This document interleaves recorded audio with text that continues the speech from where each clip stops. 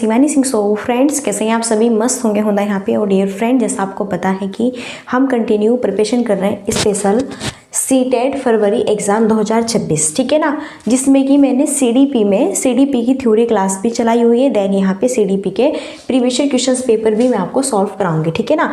और आज का जो प्रैक्टिस सेट है वो यहाँ पे 32 है, क्लियर है। इससे पहले मैंने 31 कंप्लीट करा दिए हैं और बाय शिवानी सिंह मेरे ही थ्रू कंटिन्यू सेशन आप सबको कराए जा रहे हैं, ठीक है ना।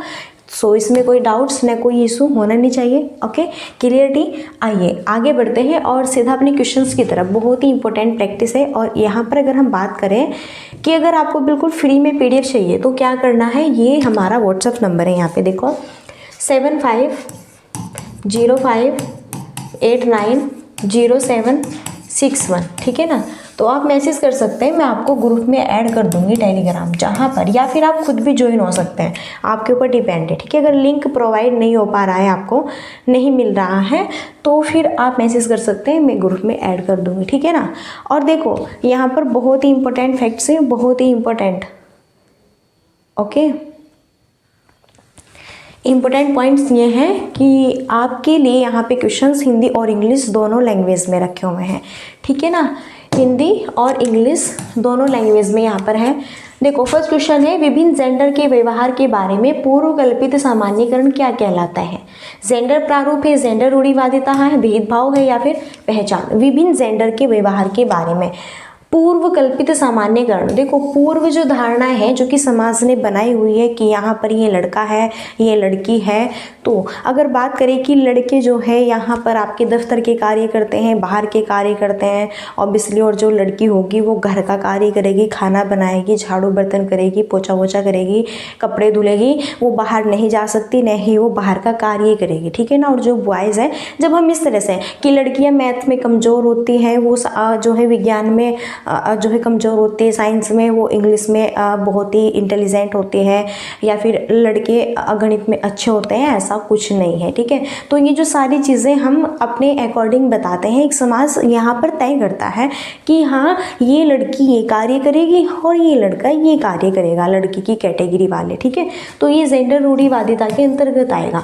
किस में आएगा? और यहाँ से तो एक क्वेश्चन जरूर बनेगा सीटेट में। जी हाँ, यहाँ से एक क्वेश्चन जरूर बनेगा सीटेट में, ध्यान रखिए। सीटेट में यहाँ से एक क्वेश्चन जरूर बनेगा आपका जेंडर रूढ़िवादिता से रिलेटेड, ठीक है ना। सो यहाँ पे सही आंसर होगा ऑप्शन, क्लियर है ना। ऑप्शन जो सेकंड है वो राइट हो जाएगा, ठीक है। विभिन्न जेंडर के आधार पर समाज ये है निर्धारित करता है। देखो ये समाज निर्धारित करता है, ये ईश्वर ने नहीं कहा कि भाई लड़की ये कार्य करेगी, लड़के ये कार्य करेंगे, नो। ये समाज ने, आप लोगों ने, हमने ही ये चीज़ निर्धारित की हुई है, हमारी संस्कृति ने, कि बॉयज़ ये कार्य करेंगे, गर्ल्स ये कार्य करेगी। ओके, कौन क्या कार्य करेगा, क्या कार्य नहीं करेगा, ये सारी चीज़ें यहाँ पर रखी हुई है। नेक्स्ट है, एक समावेशी कक्षा में, एक समावेशी कक्षा इन एन इंक्लूसिव क्लासरूम। देखो समावेशी कक्षा का मतलब क्या होता है। अब समावेशी की अगर हम बात करें, समावेशी का मतलब होता है जहाँ पर सभी बच्चों को समान रूप से शिक्षा प्रोवाइड कराई जाती है। ओके, अगर हम बात करें फाइनली, जैसे कि मैंने कहा समावेशी शिक्षा, तो जहाँ पर सभी बच्चों को समान रूप से शिक्षा प्रोवाइड कराई जाती है, ठीक है।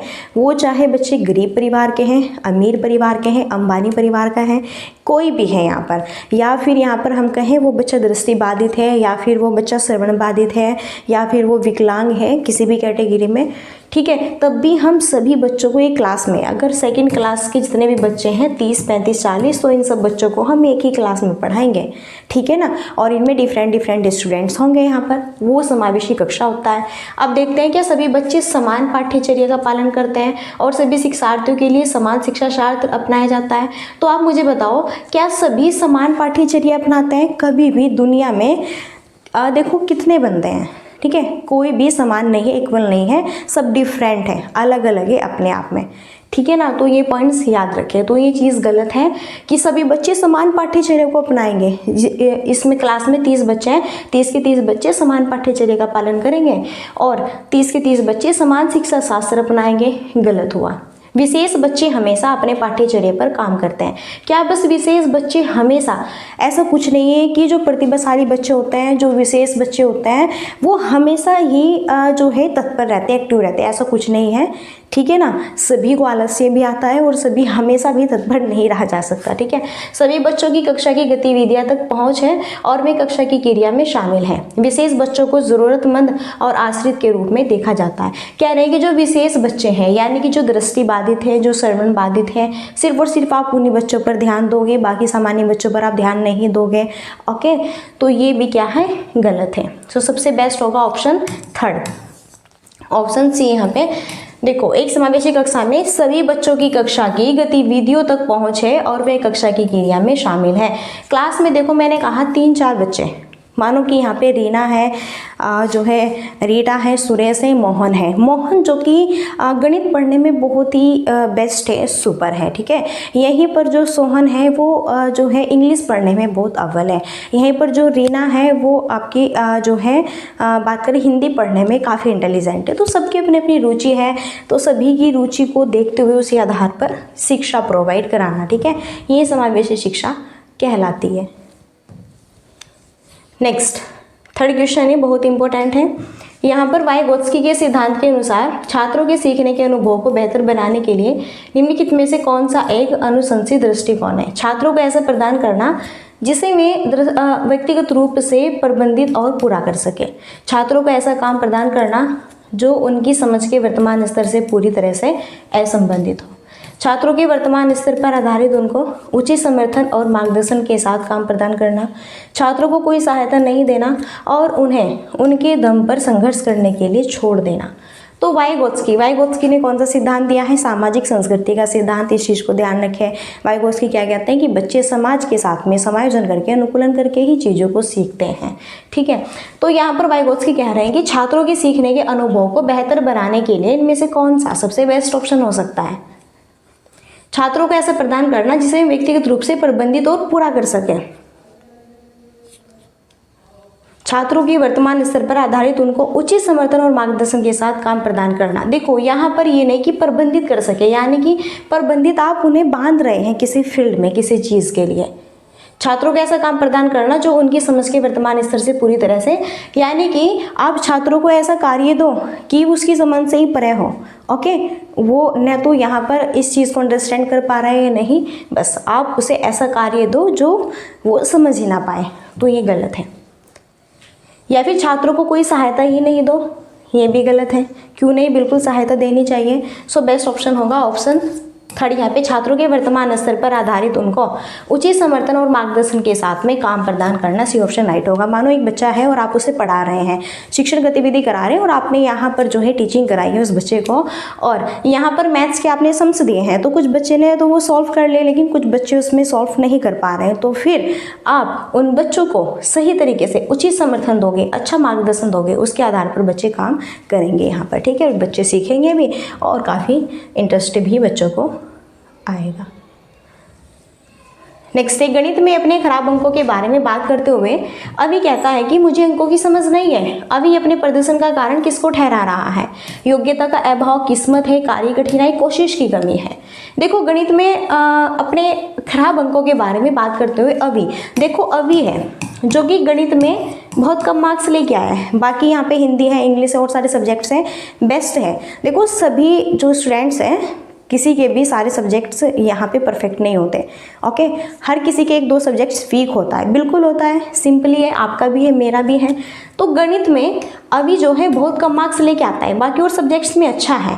तो यहाँ पर मुझे अंकों की समझ नहीं है, ये कहता है, खुद कह रहा है, अपने आप को कह रहा है कि मुझे अंकों की समझ सही नहीं है। अभी अपने प्रदर्शन का कारण ठहराता है किसे? योग्यता को। किसे? योग्यता। देखो किस्मत होता तो ये कहता कि मेरी तो किस्मत ही खराब है, मेरे तो जो है कम नंबर आते ही हैं, मेरे तो किस्मत में ही कुछ नहीं है, ये जो पेपर था बहुत कठिन था, कोशिश की कमी, अभी मेरी कोशिश की कमी, इसको इस चीज़ को देखना। लेकिन यहाँ पर ये योग्यता का अभाव बता रहा है कि मेरी जो योग्यता है, मेरी जो मेहनत है वो कम है, ठीक है। और ये मान रहा है कि मैं इस योग्य ही नहीं हूँ कि मैं मैथ सीख सकूँ, मैथ्स के मैं योग्य ही नहीं हूँ, उसने ये ठान लिया। लेकिन इसे ये नहीं पता कि आप अगर जो है अपने पे आ गए तो आप मेहनत कर सकते हैं बढ़िया तरीके से, अच्छे से, और जो है चीज़ों को कंप्लीटली कर सकते हैं। नेक्स्ट, अभिकथन और कारण वाला क्वेश्चन है, काफ़ी इंपॉर्टेंट है। अभिकथन है और कारण है। जबकि कुछ बच्चे 12 महीने की उम्र में बड़बड़ाना और 2 शब्दों का वाक्य बोलना शुरू कर देते हैं, अन्य 20 महीने की उम्र तक ऐसा नहीं करते हैं। कारण है विकासात्मक प्रतिमान केवल सांकेतिक है और व्यक्तिगत बच्चों को विकास काफ़ी भिन्न हो सकता है। सही विकल्प चुनें। देखो, अभिकथन कहता है कि कुछ बच्चे 12 महीने की उम्र में बड़बड़ाना सीख लेते हैं। अभिकथन क्या है? देखो, बिल्कुल होता है, कुछ बच्चे ऐसे होते हैं कि 12 महीने या फिर 1 साल के अंदर अंदर चलना भी बोलना भी हल्का फुल्का सीख लेते हैं, बड़बड़ाना, ठीक है ना। लेकिन कुछ बच्चे यहीं पर ऐसे होते हैं 1.5 साल के हो गए, 15 या फिर 16 महीने के। यहाँ पर कहा है कि एक बच्चा 20 महीने का हो गया लेकिन वह अभी जो है, ठीक है ना, बोलना भी उसने स्टार्ट नहीं किया। और जो 12 महीने के बच्चे ने बोलना भी स्टार्ट कर दिया और बड़बड़ाना भी शुरू कर दिया, चलना भी शुरू कर दिया, लेकिन 20 महीने के बच्चे ने अभी नहीं किया। तो देखो, सबका विकास अलग अलग होता है, डिफरेंट है। उस बच्चे का विकास अपने साथ है, इस बच्चे का विकास अपने साथ है, ठीक है ना। विकासात्मक प्रतिमान केवल सांकेतिक है, प्रतिमान केवल सांकेतिक है और व्यक्तिगत बच्चों का विकास काफ़ी भिन्न हो सकता है। बिल्कुल ये सही बात है। देखो, प्रत्येक जो व्यक्ति है व्यक्तिगत भिन्नता देखने को मिलती है। प्रत्येक जो बच्चे हैं सब में अलग अलग डेवलप होता है। ओके, सभी जो है अलग अलग पृष्ठभूमि से आते हैं। कोई गरीब है, अमीर है, और जो है किस तरह का वातावरण उन्हें प्रोवाइड होता है, कैसे रहन सहन है, कैसे रहते हैं, सारी चीज़ें ही जो है डिपेंड करती है। ओके, और सभी बच्चे जो है भिन्न होते हैं, डिफरेंट होते हैं। यही जैसे फॉर एग्जांपल 3 बच्चे हैं, राम, मोहन और जो है सोहन। तो राम, अगर हम बात करें, राम जो है गणित में बहुत परफेक्ट है, मोहन इंग्लिश में बहुत परफेक्ट है, सोहन हिंदी में बहुत परफेक्ट है। तो सभी अपनी अपनी रुचि के अनुसार अपने अपने सब्जेक्ट्स में अव्वल हैं, ठीक है। तो यहाँ पर जो है दोनों ही राइट होंगे। नेक्स्ट, निम्नलिखित में से कौन सा एक अच्छी तरह से तैयार किए गए आलोचनात्मक सोच वाले पर्सन की विशेषता नहीं है? जो नहीं है वो बताना है। सबसे पहले समझिए आलोचनात्मक किसे कहते हैं। देखो, आलोचनात्मक चिंतन की बात करें तो आलोचनात्मक हम उसे कहते हैं जहां पर हम डिफरेंट तरीके से सोच सकते हैं। यानी कि देखो, आलोचनात्मक और एक क्या होता है, तथ्यात्मक, ठीक है ना। तो हमें आलोचनात्मक बताना है। आलोचनात्मक सोच वाले पर्सन की विशेषता कौन सी नहीं है, जो नहीं है वो बताना है। देखो, जैसे फॉर एग्जांपल मैंने कहा कि भारत की राजधानी क्या है, ये तथ्यात्मक है, तथ्यात्मक यहाँ पर लिखते हैं, ये तथ्यात्मक है कि मैंने कहा भारत की राजधानी क्या है। आपका आंसर एक ही तो आएगा, नई दिल्ली है। और अगर यहीं पर मैं पूछूं कि अगर भारत की राजधानी नई दिल्ली को न बनाते हुए और दूसरे राज्य में होती तो इस पे क्या प्रभाव पड़ता, तो फिर यहाँ पर सोच होगी आलोचनात्मक। फिर आप सोचेंगे कि हाँ, क्या फ़र्क पड़ सकता था अगर नई दिल्ली से हटके और किसी राज्य में होती भारत की राजधानी, ठीक है ना। तो ये आलोचनात्मक सोच वाले पर्सन होते हैं। लेकिन यहाँ पे बताना है कौन सी उसकी विशेषता नहीं है। तो यह उच्च स्तरीय सोच और समस्या समाधान कौशल को बढ़ाते हैं, बिल्कुल सही बात है। यह खुला पर्सन है और कई उत्तर को प्रस्तुत करता है, सही बात है। इसमें सूजन के विश्लेषण और मूल्यांकन की आवश्यकता होती है। यह मुख्य रूप से तथ्य पर आधारित होता है। तो सी ऑप्शन रॉन्ग। देखो, आलोचनात्मक सोच वाले पर्सन कभी भी तथ्यात्मक पर आधारित नहीं होते। तथ्यात्मक का मतलब ये, जैसे मैंने आपसे क्वेश्चन किया कि भारत की राजधानी क्या है, तो इसका एक आंसर है, आपने बताया नई दिल्ली। तो ये कैसे आलोचनात्मक क्वेश्चन हुए, तथ्यात्मक जानकारी पर डिपेंड कैसे हुआ, इसलिए आलोचनात्मक सोच वाले पर्सन की विशेषता आपकी तथ्यात्मक जानकारी पर आधारित नहीं है, ठीक है ना। सी ऑप्शन राइट होगा। नेक्स्ट, बेहतरीन है, इंपॉर्टेंट क्वेश्चंस हैं। चलो, यहाँ पर अभिकथन है, यहाँ पर कारण है। ओके, अभिकथन है विविध सांस्कृतिक पृष्ठभूमि से छात्रों की जरूरतों को पूरा करने के लिए कक्षा शिक्षण को सांस्कृतिक रूप से उत्तरदायी होना चाहिए। कक्षा में समता केवल मानकीकृत पाठ्यचर्या एवं आकलन के द्वारा सुनिश्चित की जा सकती है।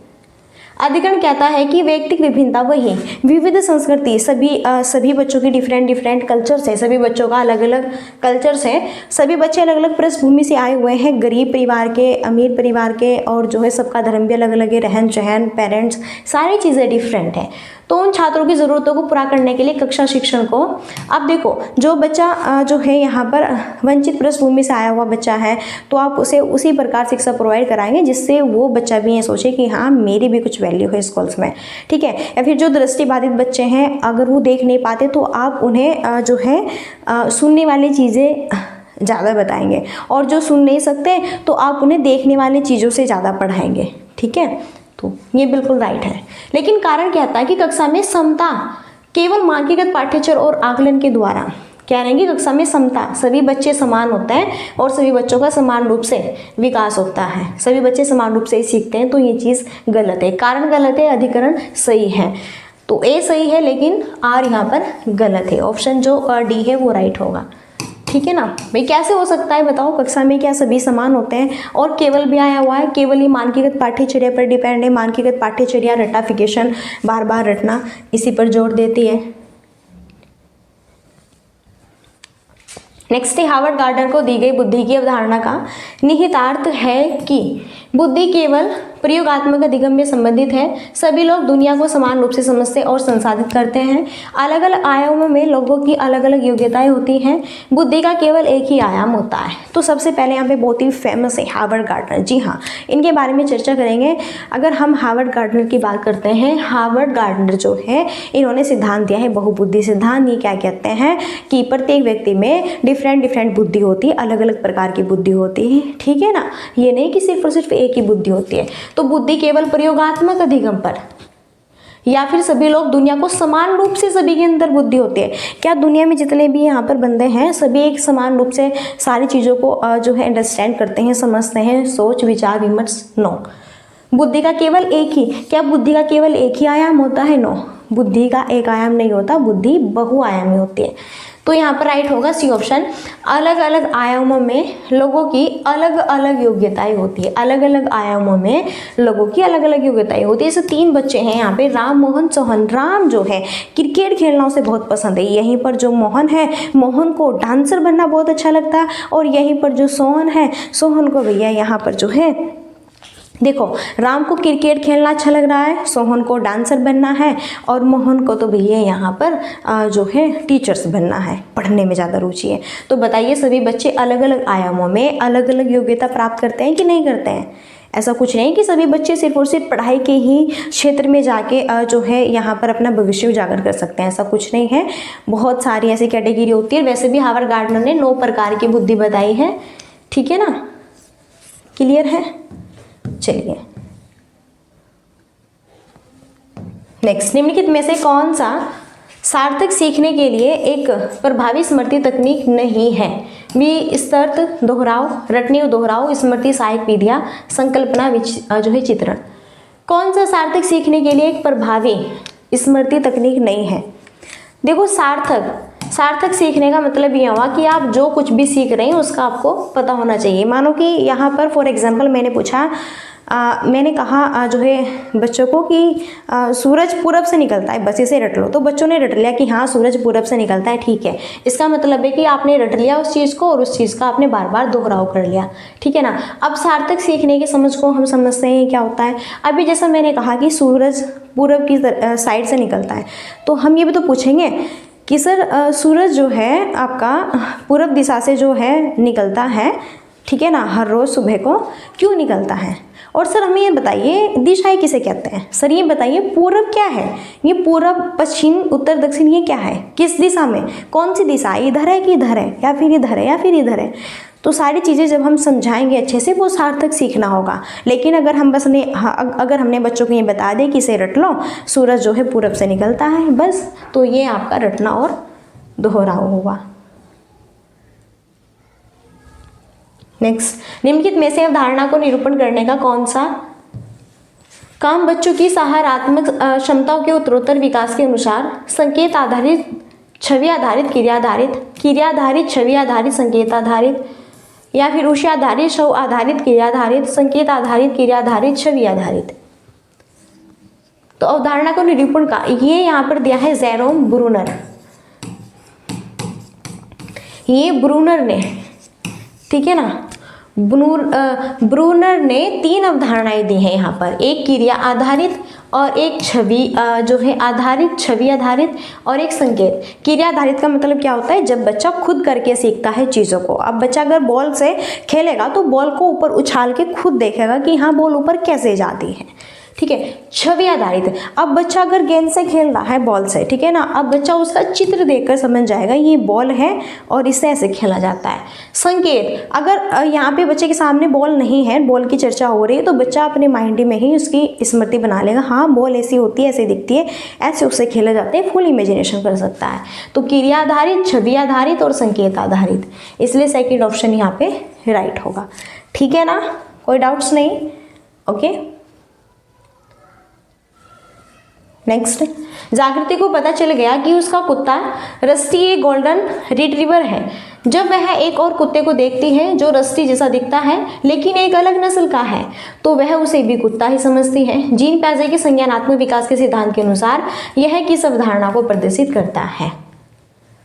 जागृति को पता चल गया कि उसका कुत्ता रस्टी एक गोल्डन रिट्रीवर है। देखो, उसका कुत्ता रस्टी एक गोल्डन रिट्रीवर है और एक कुत्ते को देखती है तो वो रस्टी जैसा समझती है कि ये जो हमारा यहाँ पे रस्टी एक गोल्डन रिट्रीवर है और जो कुत्ता है दोनों सेम है, ठीक है ना, दोनों एक जैसे हैं लेकिन वो दोनों डिफरेंट हैं। तो जीन पियाजे के अनुसार, विकास के सिद्धांत के अनुसार यह अवधारणा प्रदर्शित करता है। ओके,